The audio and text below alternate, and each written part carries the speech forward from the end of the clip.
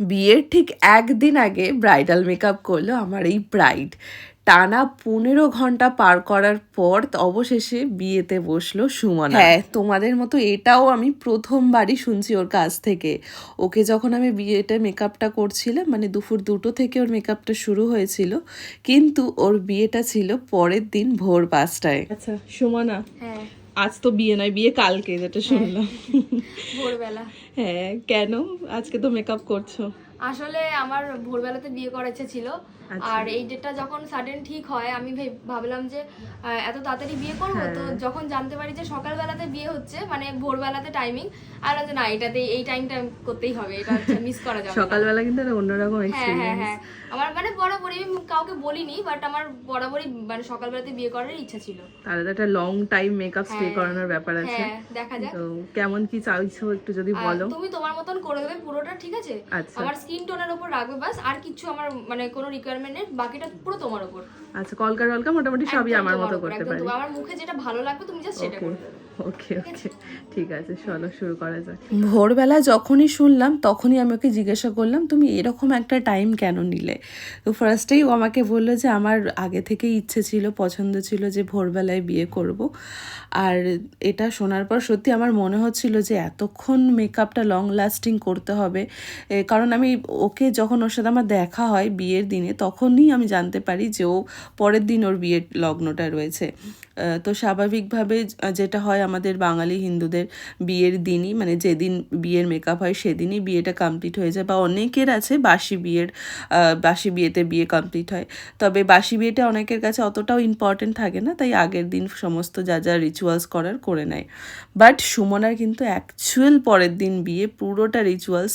আরও সারা রাত কী করবে আমি সত্যি জানি না। আমি তো ওকে সাজিয়ে আসার পর রীতিমতো টেনশানে ছিলাম যে ওর মেকআপটা কতখানি স্টে করবে, কারণ এখানে এখন রীতিমতো গরম পড়ে গেছে, কলকাতায় ভীষণ গরম, তার উপরে এত লাইট, এত কিছু, এত মানুষজন, আর লাস্ট অবধি ভোর 5টা অবধি কতটা কি সব কিছু ঠিকঠাক থাকবে, ফটোশ্যুট ঠিকঠাক হবে কিনা, এইসব নিয়ে আমি একটু চিন্তিত ছিলাম। তার মধ্যে তাড়াহুড়োতে ওর কোনো ফিডব্যাকও আমি নিতে পারিনি যে ওর কেমন কি লাগছে না লাগছে। ও রিসেপশনেও আমি গেছিলাম, সেখানে কেমন মেকআপ হলো সেটাও তোমাদের সাথে শেয়ার করব। আই মেকআপটাকে একদম নিউডের ওপরে রেখেছি আমি। যেহেতু ওর চোখটা ছোট ছোট ছিল একটু, তাই খুব বেশি কিছু শিমারি বা অনেক বড় বড় টানা টানা উইংস লাইনার এগুলো যেত না। ছোট চোখে একটু আমি পছন্দ করি হালকা মেকআপ, আর সেইভাবেই ওর আই মেকআপটা আমি করে নিয়েছিলাম। এখানে হয়তো তোমরা অনেকে বুঝতে পারছো আর বুঝতে পারছেও না, বাট আমি কিন্তু আই মেকআপটা করেই নিয়েছিলাম। আর মেকআপ করার পর, মানে আই মেকআপ করার পর আমি শুরু করলাম ওর ফেস মেকআপ। ফেসটা ওর এত সুন্দর, এত ক্লিয়ার ছিল যে মেকআপ এত ভালো করে বসেছিল। আর আমি না, যারা আর কি লং লাস্টিং একটু মেকআপ চায় তাদেরকে ভীষণ হালকা একদম মানে লাইট একটা বেস দিই, মানে ফেসে যে ফাউন্ডেশনটা হয় সেরকম দিই, কারণ আমার মনে হয় হেভি বেস কখনোই লং লাস্টিং করতে পারে না। হ্যাঁ, দাগ ছোপ তো সবই ঢেকে দেয়, কিন্তু লং লাস্টিং করতে গেলে কিন্তু অনেক সময় সেই হেভি বেসের উপরে ক্র্যাক আসতে পারে। তাই আমি একটু হালকা পছন্দ করি। আবার হেভি মেকআপের জন্য কিন্তু অনেকের এই প্রবলেমটাও হয়, মুখের দুপাশে মানে স্মাইল এরিয়াতে মেকআপের একটা ভাঁজ পড়ে যায়। অনেকে মনে করে যে এটা হয়তো মেকআপ আর্টিস্টের দোষ, বা খুব বেশি মেকআপ হয়ে গেছে বলে মুখে ভাঁজ পড়ে গেছে। আসলে তা নয়, ভারী মেকআপ হোক কি হালকা মেকআপ হোক, যাদের স্মাইল এরিয়াতে ভাঁজ থাকবে স্কিনে, তাদের কিন্তু মেকআপের পর সেটা ভিজিবল থাকবেই। এটা মেকআপ আর্টিস্টের কোনো দোষ নয়, এটা ভীষণই একটা ন্যাচারাল জিনিস। স্মাইল লাইনেও হতে পারে বা আন্ডার আইতেও হতে পারে। ক্রিজ এরিয়াগুলোতে কিন্তু আমাদের ভাঁজ থাকে, তাই মেকআপে ভাঁজ আসে। আর যাদের নেই তাদের তো আসে না কখনোই, যেমন আমার নিজের কখনোই মেকআপ করলে ভাঁজ আসে না, কারণ আমার স্মাইল এরিয়ায় বা স্মাইল জোনে এরকম কোনো ভাঁজ নেই। এবার তাহলে চিন্তার বিষয় হলো, যাদের স্মাইল লাইনে ভাঁজ আসে, মেকআপ ভাঁজ হয়ে যায়, তাহলে তারা কি করবে? কিচ্ছু করতে হবে না, অলওয়েজ কিপ স্মাইলিং, তাহলেই দেখবে ওটা অটোমেটিক হাইড হয়ে যাচ্ছে। আর এবার আমি কিন্তু সুমনাকে মেকআপ টেকআপ সব করে দেওয়ার পর জুয়েলারিও পরিয়ে দিই। জুয়েলারিও ভীষণ বেসিক রেখেছিল, মাত্র 2টো হার পরেছিল, আরও একটা হার পরতে চেয়েছিল, কিন্তু আমার মনে হচ্ছিল ওকে একটু সিম্পল সাজে বেশি ভালো লাগছে। আর 3টে হার পরলে তো পরাই যায়, সেই তো সবার মতো একই রকম হয়ে যাচ্ছিল, তাই ওকে আমি একটা লম্বা হার স্কিপ করে দিয়েছি, আর 2টো একদম গোল্ড যে জুয়েলারিগুলো নিজস্ব ছিল সেগুলোই ওকে আমি পরিয়েছি। আর এবার আমি ওর কলকাটাও করে নিলাম। অন্য সব ব্রাইডদের মতন ওর কাছেও কিন্তু জুয়েলারির প্রচুর অপশান ছিল, তারপরেও ও আমার কাছে শুনতে চেয়েছিল যে কোনটা কোনটা ভালো লাগবে সেটাই তুমি আমাকে পরিও। আর দেখো, সত্যি কথা বলতে আমাদের চোখগুলো দেখতে দেখতে এমন অভ্যস্ত হয়ে গেছে যে মনে হয় যে এটার সাথে এইটা পরলে ভালো লাগবে বা এটার সাথে এটা পরলে ভালো লাগবে, বাট আমরা না কখনো সিম্পলভাবে দেখি না।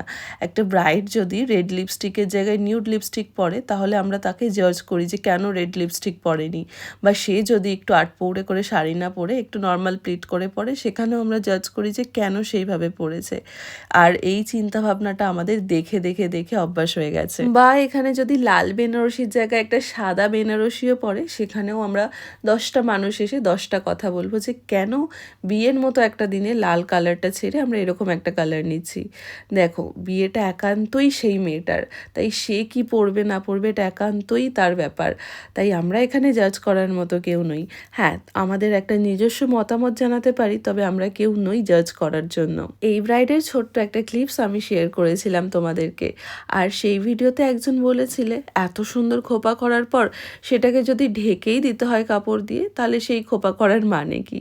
সত্যি আমারও তাই মনে হয়েছিল, এত সুন্দর খোপা করার পর এত সুন্দর ফ্লাওয়ার ডেকোর করার পর যদি সেটাকে ঢেকেই দেওয়া হয় তাহলে সেটার কোনো তো মানে হয় না, এত খাটাখাটনির মানে হয় না।